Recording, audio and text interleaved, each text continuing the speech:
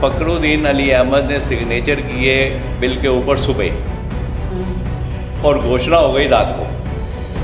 इससे ज़्यादा संविधान की हत्या क्या होगी?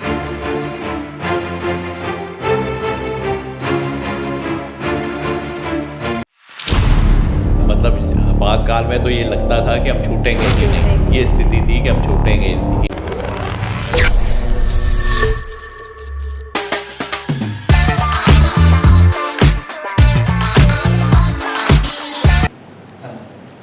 आज हमारे साथ राजन ढींगरा जी हैं।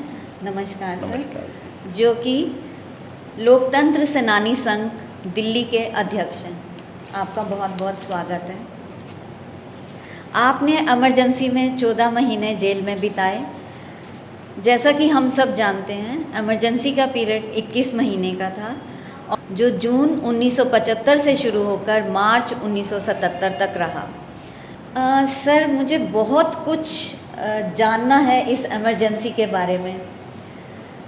इसकी पहला तो सबसे बड़ा मेरे मन में जो बार बार सवाल आता है, हम सब जानते हैं कि भाई ये इमरजेंसी की घोषणा जो है हमारे उस समय के राष्ट्रपति फखरुद्दीन अली अहमद जी ने इंदिरा गांधी जी के कहने पर की थी। पर वो ऐसा क्या हुआ था कि उन्हें इमरजेंसी की घोषणा करनी पड़ी? इमरजेंसी से पहले हमें उसकी पृष्ठभूमि में जाना पड़ेगा कि उससे पहले गुजरात और बिहार में एक छात्रों का आंदोलन शुरू हुआ था।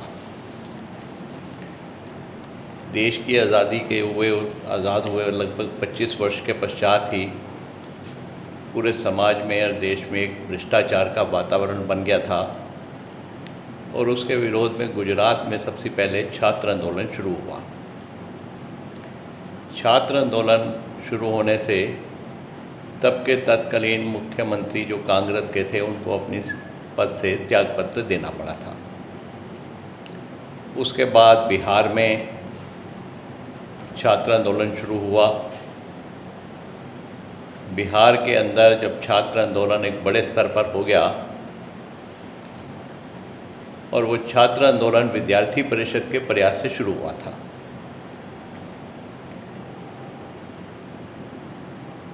उसके बीच में ही जो गोविंदाचार्य जी उस समय संघ के प्रचारक थे, राम बहादुर राय जी जो विद्यार्थी परिषद के थे, अश्वनी चौबे और सुशील मोदी जो छात्र नेता थे, स्थानीय छात्र नेता थे, ये सब मिलकर बाबू जयप्रकाश नारायण जी के पास गए कि आप इस आंदोलन का नेतृत्व करें।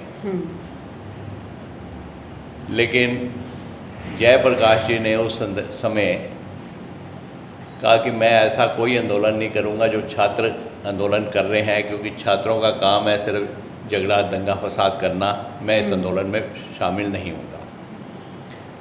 उन सब ने जयप्रकाश जी को विश्वास दिया कि नहीं, ऐसा कुछ भी नहीं है, कहीं भी हिंसा नहीं होगी, आप हमारे इस आंदोलन का नेतृत्व आप करें।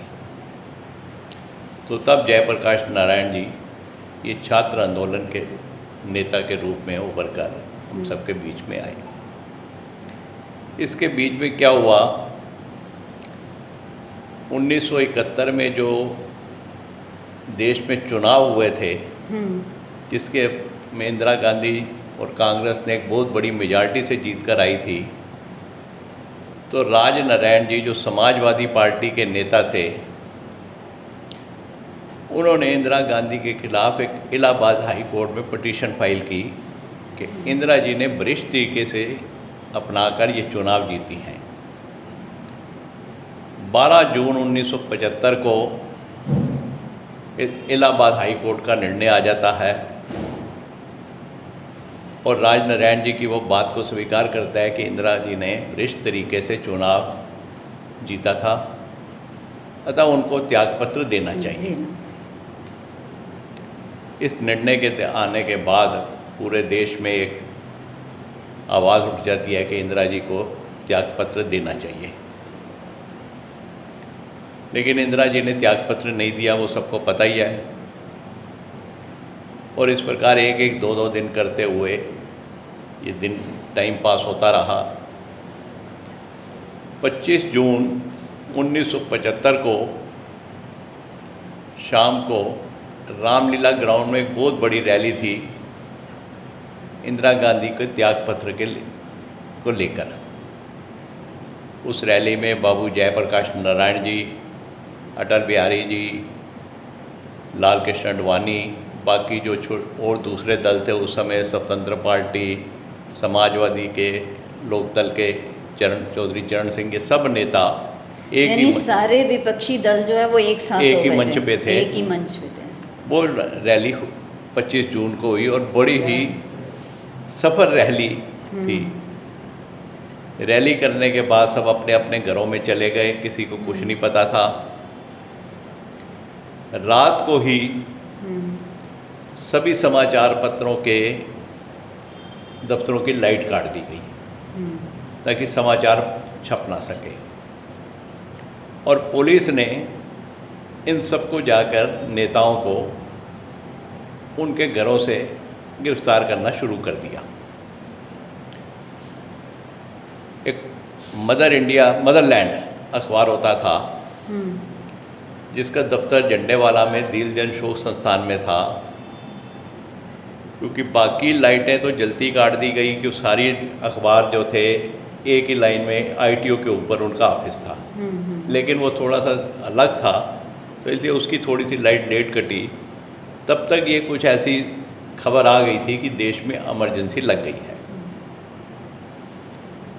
और तब मदरलैंड ने एक पेज का अखबार निकाला था साइक्लो स्टाइल कर कि देश में आपातकाल की घोषणा, सभी विपक्षी दल के बड़े नेता गिरफ्तार, जयप्रकाश नारायण गिरफ्तार, और अटल बिहारी आडवाणी जी सब की उसने फ़ोटो दी कि सबको गिरफ्तार कर लिया गया है और देश में आपातकाल लग गया है।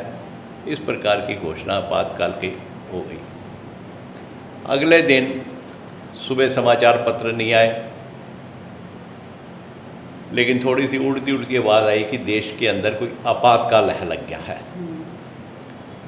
आपातकाल का नाम उस समय लोगों ने सुना भी नहीं था कि आपातकाल क्या होता है, और सब एक दूसरे से आपस में चर्चा करने लगे कि आपातकाल होता क्या है।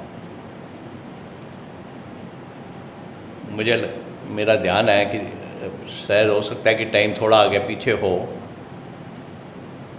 दोपहर को इंदिरा गांधी ने रेडियो के ऊपर अपना भाषण दिया, जिसके उसने कहा कि देश के विपक्षी दल देश में आग लगाना चाहते थे, लोगों को भड़का रहे थे, इसलिए मैंने देश में आपातकाल की घोषणा कर दी है। तो इस प्रकार से देश के अंदर एक आपातकाल थोप दिया गया, लोगों को गिरफ्तार कर दिया। राष्ट्रीय स्वयंसेवक संघ जैसी संस्थाओं पर प्रतिबंध लगा दिया। एक तरफ का भय का वातावरण शुरू हो गया, और उसके बाद फिर तानाशाही का दौर शुरू हुआ। सब लोगों को गिरफ्तारियाँ वगैरह, क्योंकि प्रमुख नेता तो 25 जून को ही 25-26 को इन्होंने गिरफ्तार कर लिए थे, और बाकी आपस में स्थिति ये थी कि उन दिनों मोबाइल क्या लैंडलाइन फ़ोन भी नहीं थे, तो इसलिए आपस में भी संपर्क करना भी मुश्किल था। तो आस्ते आस्ते सभी नेता और कार्यकर्ता भूमिगत हो गए, और काफ़ी समय तक तो आपस में लगभग 1 महीने तक तो आपस में संपर्क भी नहीं बन पाया। लगभग, और शायद ऐसी भी घोषणा थी कि इकट्ठे जो है लोग कहीं खड़े भी नहीं हो सकते। हाँ, वो दफ़ा 140 की थी। दफ़ा 144 थी कि 4 आदमी से ज़्यादा इकट्ठे नहीं होंगे, और ये इस प्रकार से मतलब मैं बता रहा हूँ ना, भय का वातावरण एक क्रिएट कर दिया गया था। और वो शायद मुझे लगता है इसलिए उन्होंने क्रिएट किया कि कहीं जो कार्यकर्ता है और नेता है वो आपस में मिले ना, कोई बात ना करें। बिल्कुल ठीक है जी, कि आपस में इनका संपर्क ना बने, क्योंकि मोबाइल तो नहीं था उस समय, और आना जाना भी ना हो और संपर्क भी ना हो किसी तरीके से। तो बाकी फिर हुआ ये कि आस्ते आस्ते राष्ट्रीय स्वयंसेवक संघ सक्रिय हुआ इस काम के लिए। स्वयंसेवकों से मिलना, जो संघ के प्रचारक थे और वरिष्ठ अधिकारी थे, इन्होंने स्वयंसेवकों के घर घर जाकर मिलने का प्रयास किया। और इसमें कहीं आम जनता पे भी कुछ प्रभाव पड़ा? आम जनता पर भी काफ़ी प्रभाव पड़ा जिस पे। मतलब क्या वैसे कुछ? तो ये कहा जाता था कि आपातकाल में रेलगाड़ी समय पे चल पड़ी, हाँ। भ्रष्टाचार समाप्त हो गया, लेकिन इस प्रकार का कुछ भी नहीं था। ठीक है, रेलगाड़ी समय पे थोड़ा सा डिसिप्लिन आया हो, लेकिन जो भ्रष्टाचार था वो नीचे के लेवल का समाप्त होगा, सिर्फ ऊपर के लेवल का पहुंच गया। जो नीचे कर्मचारी थोड़ा बहुत जो भ्रष्टाचार करता था वो डर के मारे रहन गया, और उसका एक तो रेट बढ़ गया, और ऊपर के लेवल में ज़्यादा भ्रष्टाचार हो गया। इस प्रकार से हुआ। आम जन के ऊपर सबसे ज़्यादा जो प्रभाव पड़ा उस समय नसबंदी का। सभी को जो कर्मचारी थे सरकारी, उनके लिए कोटा फिक्स कर दिया गया कि आपने इंक्रीमेंट लेनी है तो आपको इतने नसबंदी के केस लेकर आने ही पड़ेंगे। वो अपने संख्या पूर्ति करने के लिए लोगों से ज़बरदस्ती पकड़कर नसबंदी वगैरह करा दी। मुझे तो एक किस्सा भी पिछले दिनों ही पता लगा कि मैं हिमाचल के प्रवास में गया था। वहाँ बिलासपुर के एक यूथ कांग्रेस के अध्यक्ष होते थे इमरजेंसी से पहले के, वो भी उस बैठक में आए थे। तो उन्होंने कहा कि ऐसा जी कि मेरे भाई की अभी शादी भी नहीं हुई थी तो उसकी नसबंदी कर दी। तो जब मैंने इसका थोड़ा सा विरोध किया तो उन्होंने मुझे पार्टी से ही निकाल दिया। तो इस प्रकार का एक वातावरण था, बना हुआ था। और दूसरा, आपको भी मुझे लगता है कि उम्र के हिसाब से शायद थोड़ा सा ध्यान होगा कि दिल्ली के अंदर एक तोड़ फोड़ का बहुत बड़ा अभियान चला था, और एक दूसरा अभियान चला था कि हर दुकानदार को अपने दुकान की बाहर का सफ़ेदी इस कलर की करानी होगी। उन्होंने कलर भी तय कर दिया था और बोर्ड का भी कर दिया था कि इतने बाई इतने का बोर्ड लगेगा, उसका ये कलर इससे था। बड़ा नहीं होगा। हाँ, तो इस प्रकार से एक तुगलकी फरमान बैठे बैठे ये सरकार ने दिए, और सबसे ज़्यादा प्रभाव तो तब पड़ा आम जन के ऊपर जब किशोर कुमार के गीतों पर प्रतिबंध लगा दिया। क्योंकि किशोर कुमार ने ये गीत कांग्रेस की प्रशंसा में और इंदिरा गांधी की प्रशंसा पे गाने के लिए मना कर दिए, तो उनके ऊपर गीतों पे तब एक रेडियो विवा भारती होता था वही माध्यम होता था, या वो ग्रामोफोन होता था जिससे लोग सुनते थे। सारे बाज़ार से ग्रामोफोन उठा लिए गए किशोर कुमार के। और तो और कोई घर में भी अगर किशोर कुमार के गाना सुनता हुआ मिलता था तो पुलिस उसको भी पकड़ के ले जाती थी थाने में। हुआ ये कि किसी का पड़ोसी से झगड़ा है तो उसने जाके कंप्लेंट कर दी पड़ोसी की कि ये तो किशोर कुमार का घर में बैठ के गाना सुनना था, तो उसको भी उठा के ले गए। तो इस तरह मतलब आम जन में एक भय का वातावरण सारा था। इसका मतलब बहुत डिफ़िकल्ट पीरियड रहा हाँ वो जी। आप लोगों के लिए भी, हाँ, और जनता के लिए भी। सबके लिए बहुत डिफ़िकल्ट पीरियड था, क्योंकि सिर्फ देश में ऐसा नहीं तानाशाही कि नेताओं के लिए था या वो जनता के मतलब लिए एक भी। संविधान की हत्या हो गई थी, कोई संविधान नहीं था, कोई कुछ नहीं था। आज ये कोई कहते हैं विरोध करने वाला भी तो नहीं था ना 21 महीने तक। वो इसीलिए इतना लंबा पीरियड रहा क्योंकि सभी लोग जेल में थे। विरोध हुआ, ये कहा जाए कि विरोध नहीं हुआ, विरोध हुआ। जब जून में आपातकाल लगा, फिर आपस में संपर्क वगैरह करने के लिए सब कुछ करने के बाद संघ ने एक देशव्यापी नवंबर मास में सत्याग्रह का अभियान शुरू किया। क्योंकि जब देशव्यापी सत्याग्रह करना है तो सत्याग्रह की पहले तैयारी करनी, ये बीच में सारा समय रहा। और एक बहुत बड़ा आंदोलन सत्याग्रह का पूरे देश में, जिसमें लगभग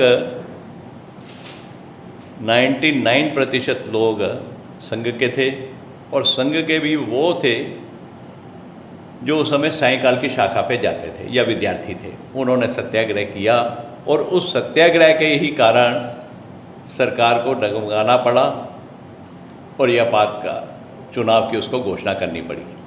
मैं 1-2 मिनट का आंसर आपसे और चाहती हूँ।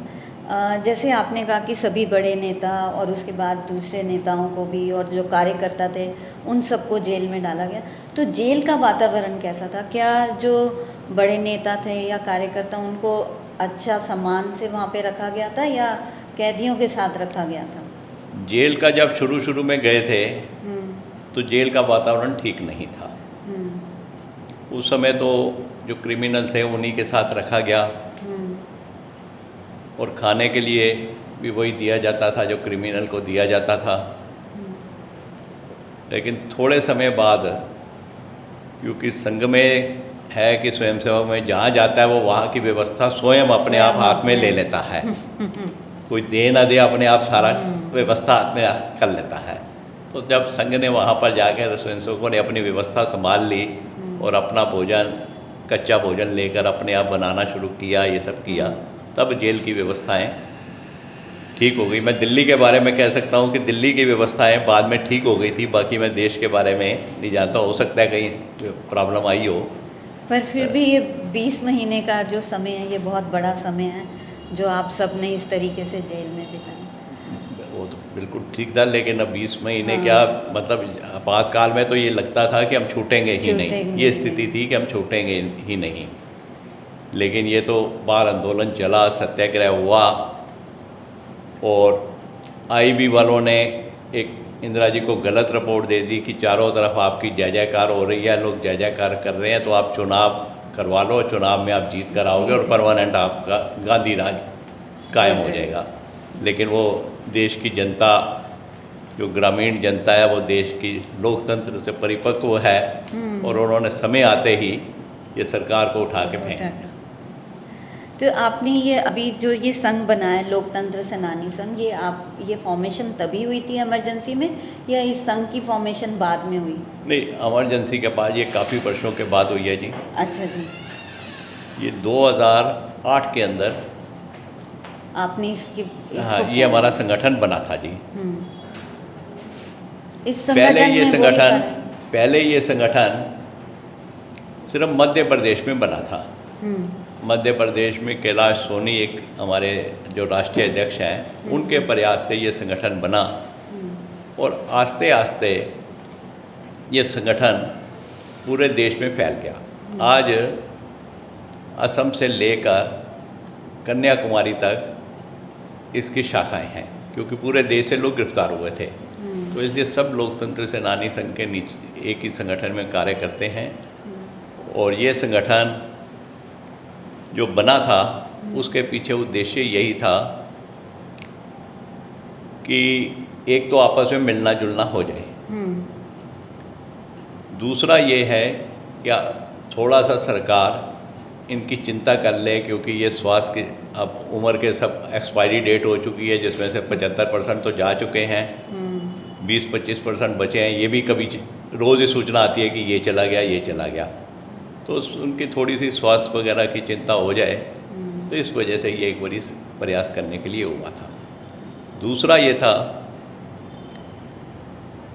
कि आपातकाल अब लोग भूल गए हैं। स्थिति यह है कि नई पीढ़ी को भी आपातकाल के बारे में ज्ञान कोई नहीं है। मतलब ये कहें कि हमारे घर में तो सबने आपातकाल भोगा है, लेकिन हमारे भी अब जो नई पीढ़ी आ गई है उनको आपातकाल का नहीं पता। और कई बार ये आपस में जब चर्चा होती है कि इस प्रकार से अत्याचार होता था, तो वो ये कहते हैं कि ये शायद झूठ ही बोल रहे हैं, क्योंकि कल्पना नहीं है उनके मन में।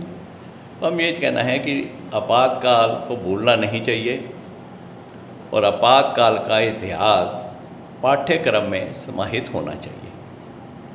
क्योंकि अखबार में ये पाठ्यक्रम में जब तक समाहित नहीं होगा, नई पीढ़ी को नहीं पता लगेगा। आप कितना भी उनको जागरूक कार्यक्रम वगैरह करके करें, लेकिन स्कूली पाठ्यक्रम में आने के बाद सबको पता लग जाएगा कि आपातकाल में क्या हुआ और कैसे हुआ। दूसरा हम एक विषय है जिसके लिए पहले तो मैं प्रधानमंत्री जी को धन्यवाद देता हूँ कि 2 साल पहले उन्होंने 26 जून को संविधान हत्या दिवस घोषित कर दिया। हाँ जी। हमारा ये कहना है कि संविधान हत्या दिवस तो घोषित हो गया, उसके लिए प्रधानमंत्री जी का बहुत बहुत धन्यवाद। लेकिन उसमें ये स्पष्ट नहीं है कि हत्या किसने की। अगर हत्या हुई है तो कोई ना कोई तो उसका हत्यारा होगा, और हत्यारा कौन है वो जनता के सामने स्पष्ट लेकर आना चाहिए कि ये बंदा, इसने संविधान की हत्या की है, और लोगों को पता रहना चाहिए। तो सरकार को स्पष्ट रूप से कहना चाहिए कि हत्यारा कौन है। अगर इसके लिए कोई जांच पड़ताल के लिए कोई जांच आयोग बैठाना पड़ता है तो सरकार को वो भी बैठाकर एक हत्यारा कौन है उस हत्यारे को जनता के सामने लेकर आना चाहिए कि जनता समझ सके कि संविधान का हत्यारा ये है।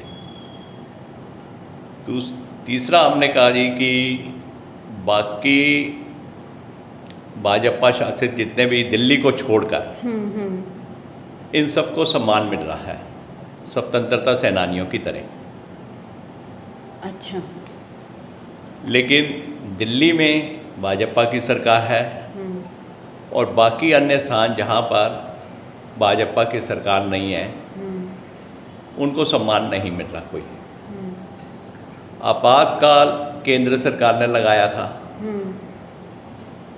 और सभी जगह एक ही धारा के अंदर गिरफ्तारी हुई थी, मीसा और DIR के अंदर। तो ये सम्मान केंद्र सरकार को करना चाहिए क्योंकि ये केंद्र का विषय है। चलो अगर केंद्र सरकार अभी विचार नहीं कर रही, वैसे तो करना चाहिए, पर लेकिन जब बाकी भाजपा शासित राज्यों में मिल रहा है तो दिल्ली में भी होना चाहिए।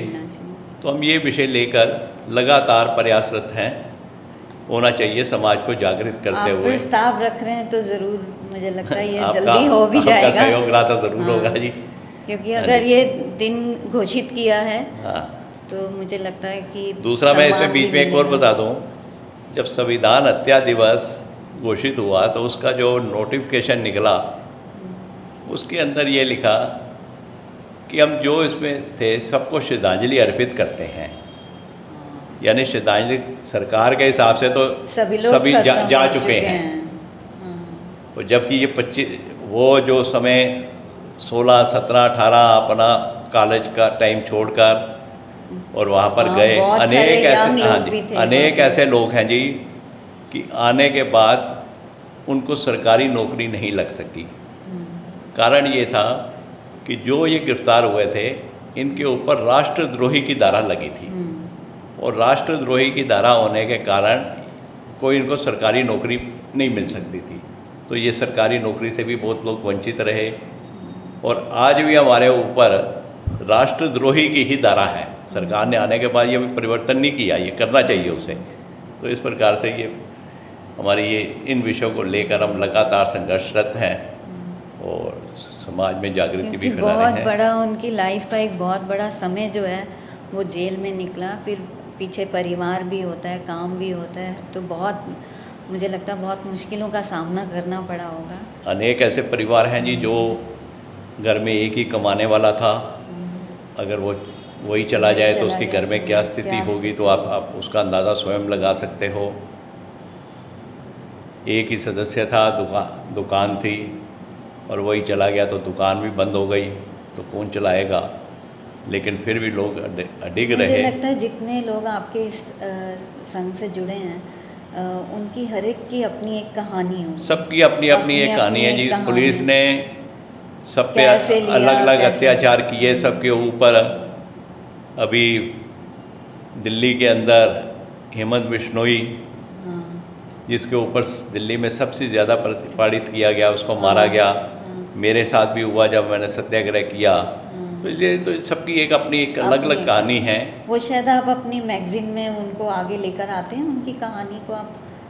ये इसके लिए हम दिल्ली के जितने भी लोकतंत्र सेनानी हैं, हाँ जी, नेताओं को छोड़कर, हाँ जी, क्योंकि हाँ जी, नेताओं की तो कहानी सबने पढ़ ली है कि इसने ये किया, इसने ये किया, और आम कार्यकर्ता जिसने जाके नीचे संघर्ष किया, जेलों में गया और सारा भूमिगत रहकर आंदोलन शुरू किया, तो इनके लिए हमने एक लेख वगैरह इकट्ठे किए हैं जो इसको पुस्तक के रूप में देने का हम प्रयास कर रहे हैं। मुझे लगता है हम जल्दी कर लेंगे।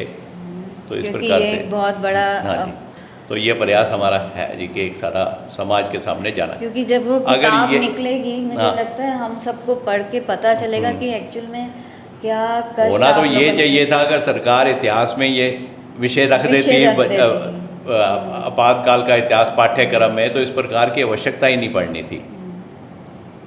और दूसरा ये है कि आज जो ये कहते हैं कि संविधान की हत्या हो गई, संविधान की हत्या हो गई, जगह जगह जाकर लाल किताब बताते हैं उठाकर कि संविधान की हत्या हो गई। तो भाई संविधान की हत्या तो आपने की, 1.5 लाख लोगों को आपने जेल में डाल दिया, ना अपील ना वकील ना दलील, सीधा जेल में चले गए। पुलिस ने उनके ऊपर अनुमानिक अत्याचार किए, अखबारों पर सेंसरशिप, मौलिक अधिकार समाप्त कर दिए। और तो और ये घोषणा जो अभी आपने कहा कि राष्ट्रपति जी ने की फखरुद्दीन अली अहमद ने इंदिरा गांधी जी की सलाह पर, फखरुद्दीन अली अहमद ने सिग्नेचर किए बिल के ऊपर सुबह और घोषणा हो गई रात को। इससे ज़्यादा संविधान की हत्या क्या होगी कि राष्ट्रपति हस्ताक्षर सुबह कर रहे हैं और घोषणा रात को, आधी रात को कर दी गई। तो इससे ज़्यादा संविधान की हत्या क्या होती है। इसमें हमारे राष्ट्रीय उपाध्यक्ष ओपी बब्बर जी हैं इस संगठन के, जो बार बार यही कहते हैं कि हमने जनता के सामने ये नहीं लेकर आ पाए कि संविधान की हत्या किसने की। अब पिछले दिनों जो आम चुनाव हुए थे, बब्बर जी का यह कहना था कि सभी विरोधी दल मिलकर ये कहते रहे कि संविधान की हत्या कर रहे हैं, संविधान की हत्या हो गई।